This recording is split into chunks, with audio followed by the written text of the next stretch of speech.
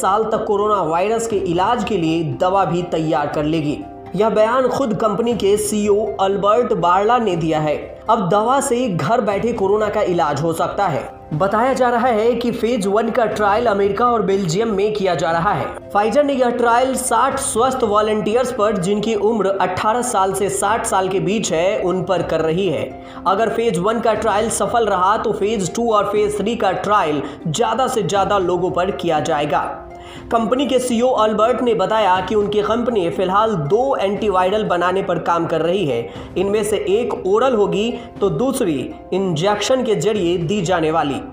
उन्होंने कहा, हम 2 एंटीवायरल बनाने पर काम कर रहे हैं, एक ओरल और दूसरी टीके के तौर पर दी जाने वाली। वैक्सीन से ज़्यादा महत्वपूर्ण दवा है क्योंकि इसके कई फायदे हैं।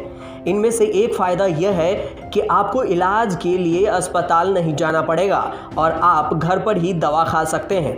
अगर सब सही रहा और नियामकों ने समय से इस दवा को मंजूरी दे दी तो यह इस साल के आखिरी तक उपलब्ध हो जाएगी। एंटीवायरल दवा कोरोना की अलग अलग वेरिएंट्स पर भी असर होगी।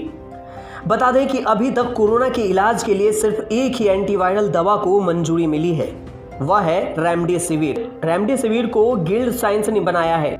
अभी अमेरिका में जिन 2 टीकों को आपात इस्तेमाल की मंजूरी मिली हुई है उनमें से एक फाइजर की वैक्सीन भी है।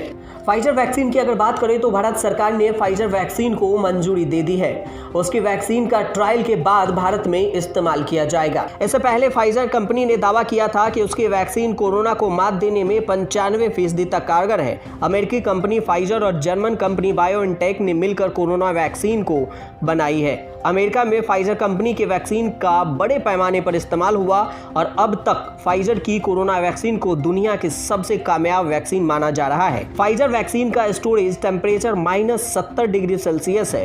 ब्रिटेन दुनिया का पहला ऐसा देश है जिसने फाइजर बायोएनटेक की वैक्सीन को व्यापक इस्तेमाल के लिए मंजूरी सबसे पहले दी थी।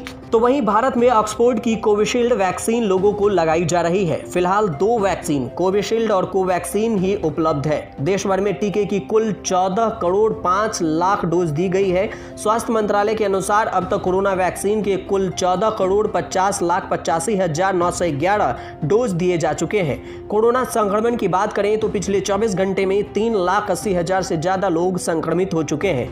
देश भर में अब तक कुल 2 करोड़ 10 लाख लोग कोरोना से संक्रमित हो चुके हैं। अब तक 2,04,000 से ज्यादा लोगों की कोरोना से मौत हो चुकी है। न्यूज़ तक ब्यूरो।